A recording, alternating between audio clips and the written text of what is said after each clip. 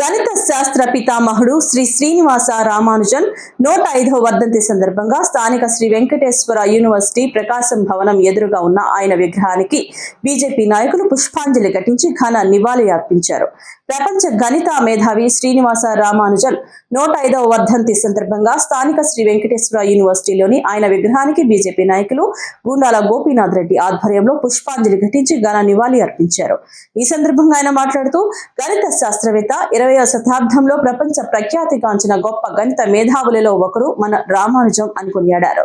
గణితంలో సుమారు 3900 ఫలితాలు రాబట్టారని, అందులో చాలా వరకు సమీకరణాలు అనన్యతలే ఉన్నాయన్నారు. వీటిని ఇతర గణిత మేధావులు పరిష్కరించలేదని తెలిపారు. గణిత విశ్లేషణ, సంఖ్యాశాస్త్రం, అనంత శ్రేణులు, అవిరామ భిన్నాలు లాంటి గణిత విభాగాలలో విశేషమైన కృషి చేసి అప్పట్లో ఇక పరిష్కారం కావు అనుకున్న సమస్యలకు కూడా పరిష్కారం కనుగొన్న మేధావి శ్రీనివాస రామానుజన్ అయ్యంగార్ అని కొనియాడారు.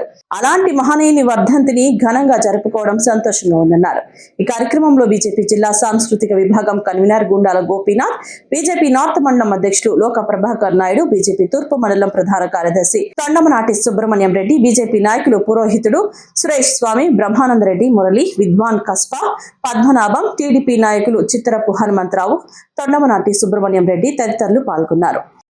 గణిత శాస్త్ర పితామహులు శ్రీనివాస రామానుజన్ గారి 105వ వర్ధంతి సందర్భంగా స్థానిక ఎస్వి యూనివర్సిటీ ప్రాంగణంలోని ఆయన కాంస్య విగ్రహానికి పుష్పాలంకరణ చేసి ఘన నివాళి అర్పించాము. 20వ శతాబ్దంలో గణిత శాస్త్ర పితామహుల్లో ఒకరు మన శ్రీనివాస రామానుజన్ గారు.